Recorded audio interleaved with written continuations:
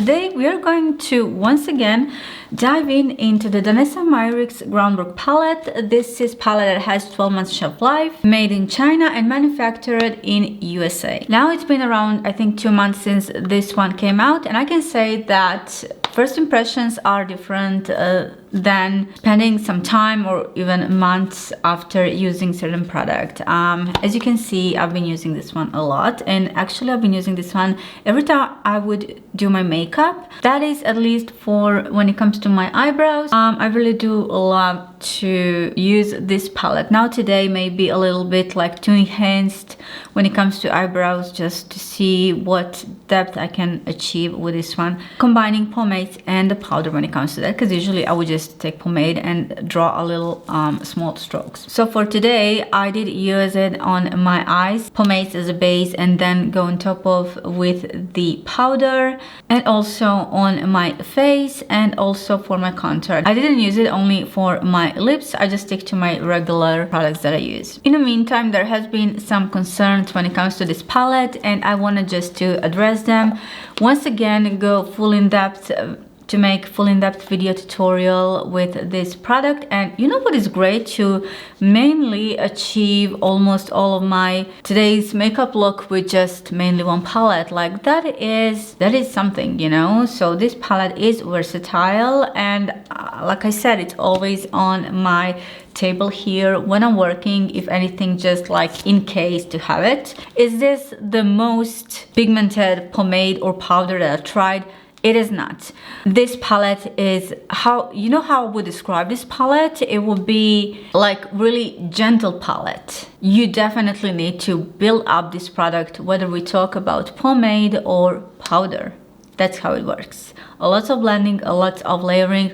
Maybe that is not something that's going to be for everyone, but I'll say in general, to achieve certain look, be patient and take your time. And at the end of the day, it is worth it. So let's jump into this tutorial. My skin has been prepared, and the first thing I'm going to do is my eyebrows. First, I'm going in with the powder sculpted mixed with a little bit of tourmaline. I can even warm it up a little bit on my skin. I will just slightly brush through my eyebrows. Now, they may look like they're a little bit too enhanced today.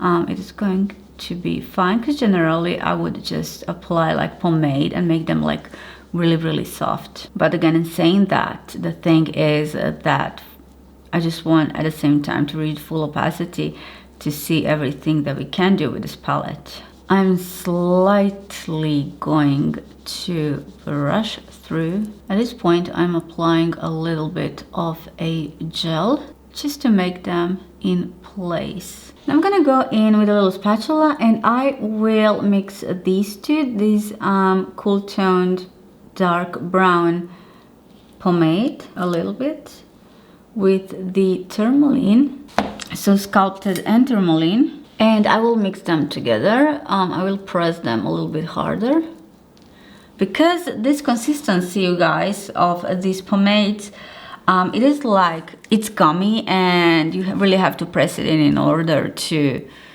get smooth result. I realized that the mixture of these two gives me my perfect shade for my eyebrows.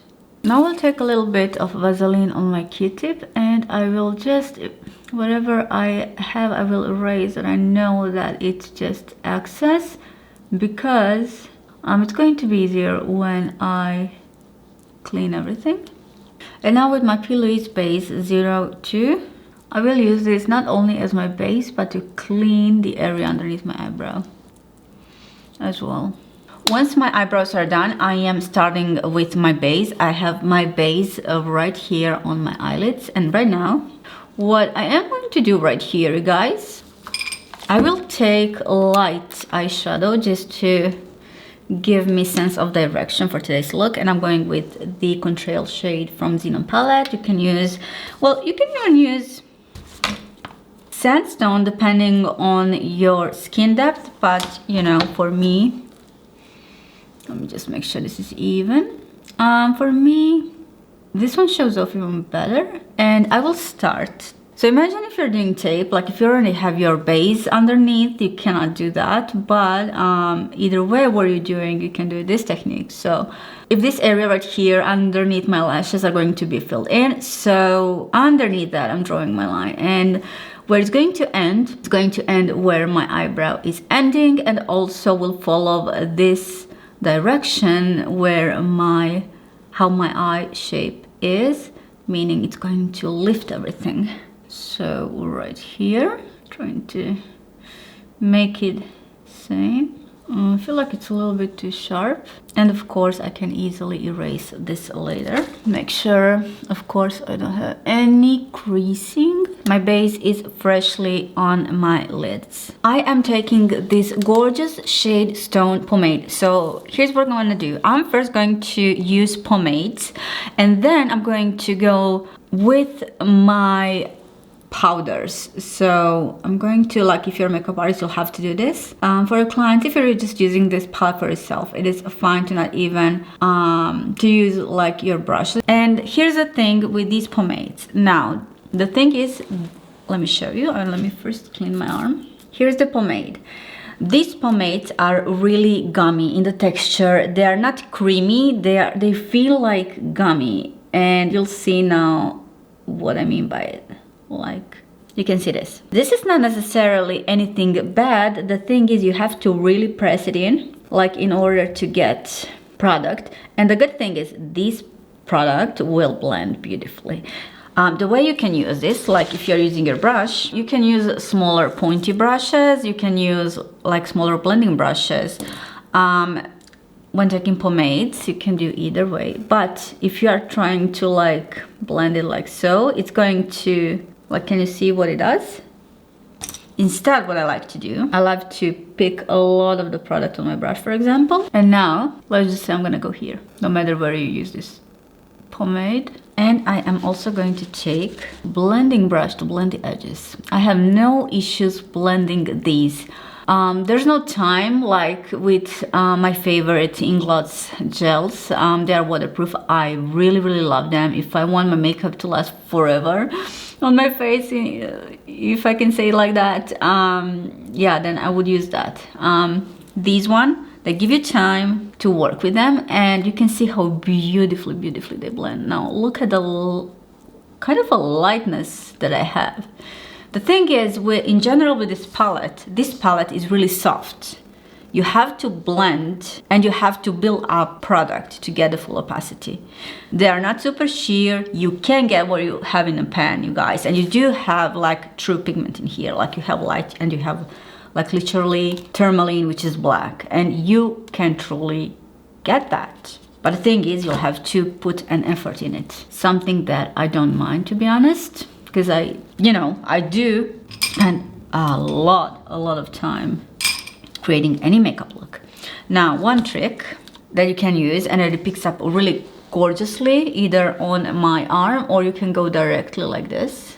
Again, if you're using this for yourself. Same color, but look how much I can build it up. So we blended the first coat, but look now.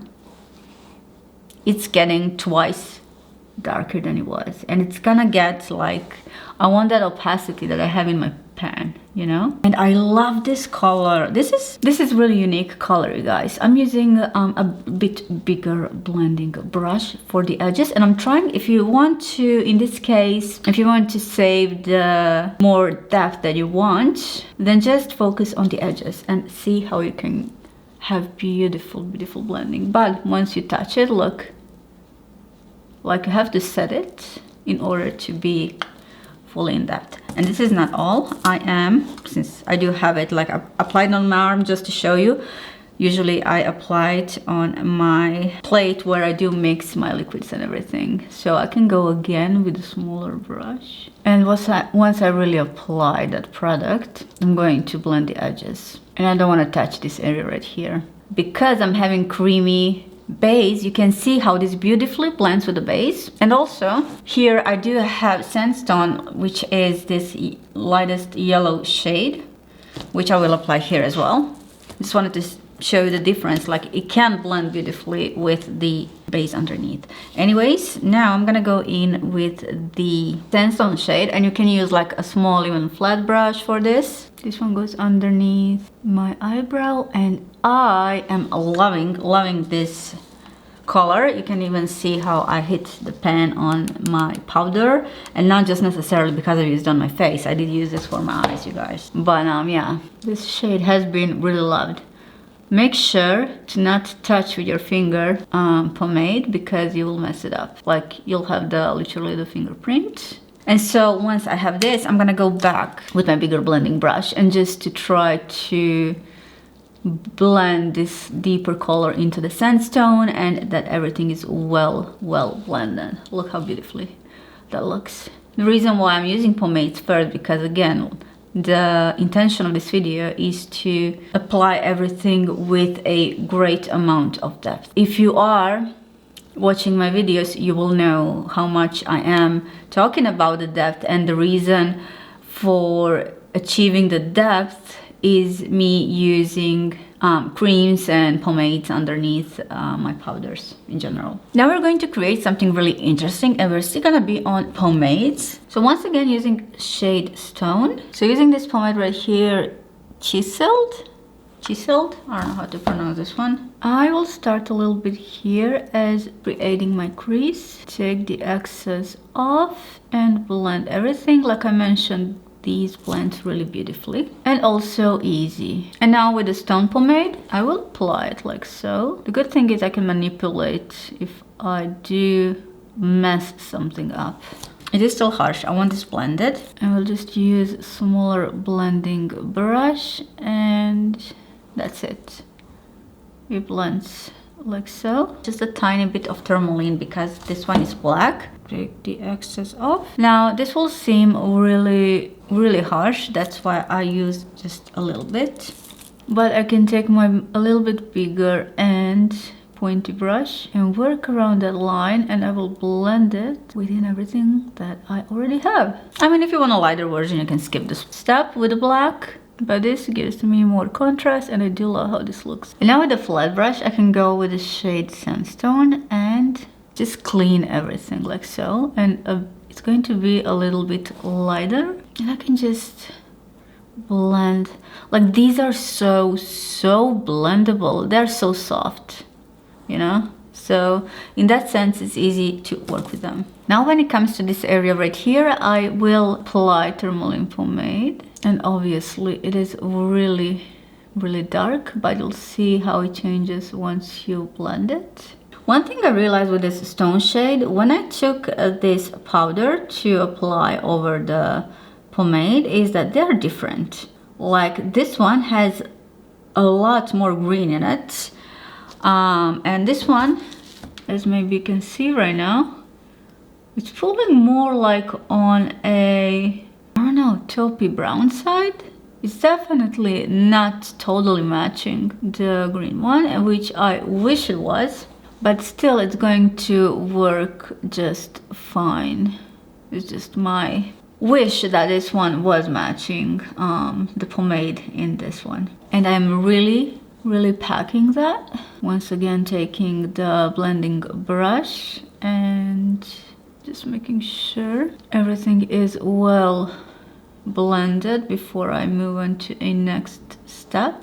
Now when it comes to powder, I'm using this Sandstone powder, and I am going on top of the pomade right here, which will make it even more lighter. Okay, I'll have to say I really like this combo. Once again, blending brush, and just for the color in between, I'm gonna be using this powder right here, the one that I don't know how to pronounce. Doing these small circular motions. Now it's time to take a Sandstone powder a little bit, just that I can make more diffusion right here. Tourmaline powder. Okay, I'm confused about this one. This one feels like more like a sheet, like a satin powder. All of the others, this one is the only one, tourmaline one, that it doesn't feel like matte. And it's not. It is a bit weird and not the greatest to apply, but still, I can definitely make it work. Just on the edge, just to darken up this area right here, like a smudged liner. And this one is going to follow a little bit right here, that right on top of the line that we draw. Now I can take stone powder and just make sure that the black one is really blended in. Going back with a clean brush, smudge everything once again. And now I will just, like so, erase everything underneath and make it clean. It's time for lower lash line, and I'm going to go in pomade stone, and I will connect this area right here, and also kind of drag this color a bit right here. Just wanted to make sure everything is saturated. Now I'm going in with a tourmaline pomade, just right here on the edge, once again to connect everything. And I can even drag this a little bit lower. Once everything is done, I want to set everything with the shade Stone. For my inner corner, I am going with the shade Sandstone, and you can see, I haven't applied too much. Like the pomade is so strong, so I need the other one just a little bit to set. I feel like it's even too much. So I definitely need to tone it down a little bit. I'm gonna finish off with the tourmaline powder. And I will apply some liner and lashes, and we'll be right back. Switching to a face, and I do have a little bit of foundation and corrector, and right now I want to mix a little bit of pomade, mirage and desert. And in general I'm using like a smaller amount. These will, as they blend easily, it's when it comes to contouring, that is a real help. Like there is nothing worse than your contour being hard to work with. So in that sense, I think this is amazing. And also I will use that for my nose contour. Nothing too crazy. And also right here, like what I like to do with this product, I really do like to build it up, and it blends easily, and it's so light and so soft. Like to achieve certain depth, like you are going to have to go a couple of times. I will add a little bit of bark as well, but before I use it, of course, I will mix it to warm it up and mix on my skin. Use my contour brush and just blend it. And you can go like dark as you want to. And I like the fact that it's not like too harsh. Like if I want to do my makeup quicker, then I would definitely use something like creamy contour stick or something else. And it's matching my skin, and just one swipe and that's it. But once again, what I do appreciate is how this one is really soft. Like you can be really precise with this. That's what I like. Sandstone pomade, like this one is really pigmented, so I'm just using a tiniest bit right here. Also, one thing that I realized, like we do have a big jump from Sandstone to the desert, so if you want to make a custom-made shade, obviously you have to use the Sandstone and then just a tiny bit of whatever undertone you need in here.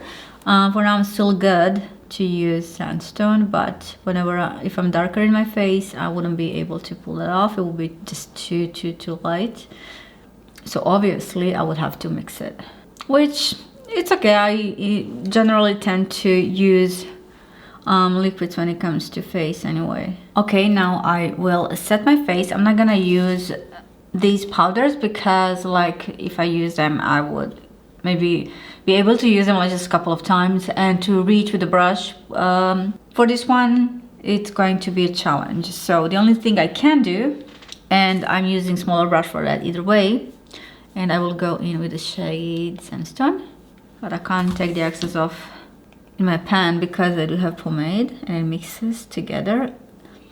It's this area right here underneath my eye. Like it's really delicate, so I always use brush that is smaller and just to apply right here. I love the undertone, and it almost like kind of goes also even transparent, so I like to use it even more for this than for as a eyeshadow. In that sense, when it comes to pigmentation, if you use pomade underneath, you know, really pigmented, but other than that, not really. After I apply some powders and blush, I'm going in with the powder Mirage with my brush, and I will finish the kind of a contour right here, and also will blend it with the rest of my blush. Yeah, for the kind of a soft touch of the powder, it really does a great job. I think I should use this even more, like kind of like a contour. Yeah, it's beautiful. I'm loving it. You guys, it is so soft. I'm impressed once again. I also can use it right here. A contour, just a tiny bit. Even though this is not a most pigmented formula, this palette is something different. It is specific. There are a couple of things that I wish they were made differently, and there are some things that I absolutely love. So let's go through, I would say, each step for this palette. We have pomades and we have powders. Now, I thought it's going to be all the way around. I thought it's going to be powder, it's going to be pomade, because even though you can, which is good, you can take them out. You can take them out like so, which it can be good because another thing I'm going to talk to you about. So we have magnet right here. So one thing that bothers me is that when we have mixture of pomades and powders are not protected, you have to be really careful to powders not to take over your pomades, because it will create that, it will mix with it and it will create kind of a film on top of it. So one thing you can do, but I know it's so unpractical, but if that bothers you, you can separate and just have your pomades like this and take out the powders, or vice versa, which, like, honestly, I'm not going to do because it's kind of unpractical. But that's one thing I wish, whenever we have something in the certain eyeshadow palette, that pomades, creams are always covered. One issue that also I had was that because it's just been sealed like this and it's magnet, is this going to be enough for the pomades to not dry? It's been 2 months, they are doing good, so far so good. They do have 2 months shelf life, but I will see what is going to happen. I know, for example, like certain gels are so sensitive, you cannot take them open like this. So I'm really cautious to take my product and instantly just close it, because these dry so fast. These are not waterproof, but they whenever you are using water, it won't smudge unless you are trying to smudge it, which is good. So that's one of the reasons why I don't use that in my waterline. I did try to use stone pomade in my waterline, but as you can see, it's already gone for the most part. I do have it a little bit in my inner corner here. So usually in my waterline I do use products that are waterproof. I started to use these pomades on top of my base. How beautiful it looks, how easy and beautifully it blended. So that is number one thing where this palette shines for me. Having different undertones and bases underneath, and then I can go with my eyeshadow, because it's in general, for the most part, what I do create creamy base, and then I go with eyeshadows, and I can get such a depth in my looks, and that is what I love. And they're easy to work with. They blend like a butter when it comes to that, so beautifully. And if you make a mistake, you can always go back, and you have time. It won't set that fast. You have time and you can manipulate wherever you have. Anyways, it is great, and it's number one for that. The second thing I love to use this one is for, like I said, for my eyebrows. Now, when I went on top with the powders, they're not necessarily the most pigmented when it comes to powders, or that they will do like a huge difference. Here I only have pomade. Here I have pomade with the powder, and still it's not giving me like, wow, what's like that big effect of a difference. But in saying that, it's good to see that the pomade stayed as I applied it. So even pomade on itself right here, when it's not creasing, you can definitely apply it and will be just fine.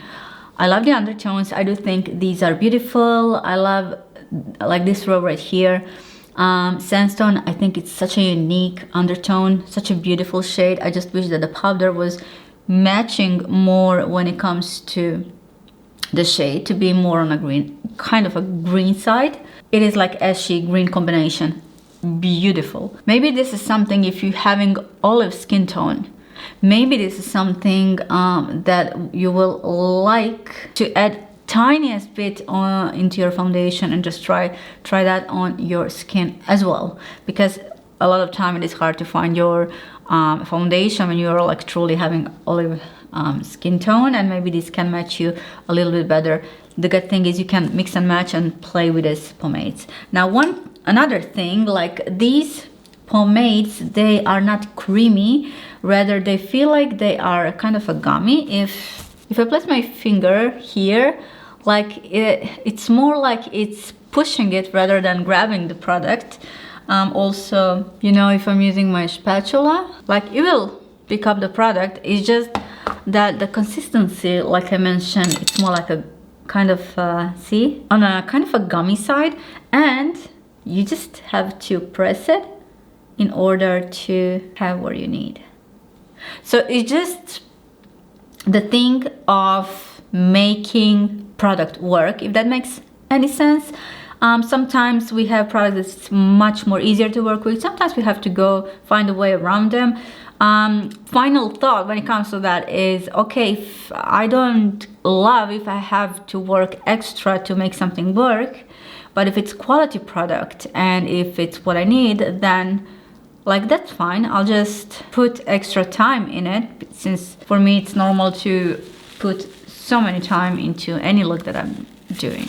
I also love this palette for the undertones that she chose. I do love that we have darker browns in here with more like reddish and more neutral and more cool tone undertone. I think that is so beautiful. We do have like big gap in here, like big jump from the lightest to the next shade. So maybe you like, if you want something custom made, you'll have to mix something for in between of this shade. For sculpting the face, I think this is gorgeous. You do need, like I said, a little bit more time to make everything work, but the way this blends into the skin is something I really love. It's not too harsh, it is beautiful, but you do need to build it up. Like I built up this pomade on my eye as well, and I mixed two of the shades, added up a little bit of the darker one at the end, and this is what I got, and this is what I absolutely love. It looks beautiful. Like for me, this, I'll say this shade is so flattering. I can achieve even more depth when it comes to this palette. I went with what I would say medium deep look today. I could have done something else as well, but what I do love is how at the same time it is strong, but also it is really looking really soft, which is weird to say for the dark eyeshadows. Now when it comes to these powders, are these the most pigmented powders and also to use for as your eyeshadow? Not necessarily, but something that might work for some of you if you don't like that like big punch of a color. A lot of the stuff, as for everything else, will come to your personal preference. Now, this is one of the potentials that you can have with this palette. One of the ideas you can create with this palette. Is this good enough for you? I don't know. Again, let me know in your comment section down below, and I will see you guys in my next video. Thank you so much for watching, and I'll see you soon. Bye.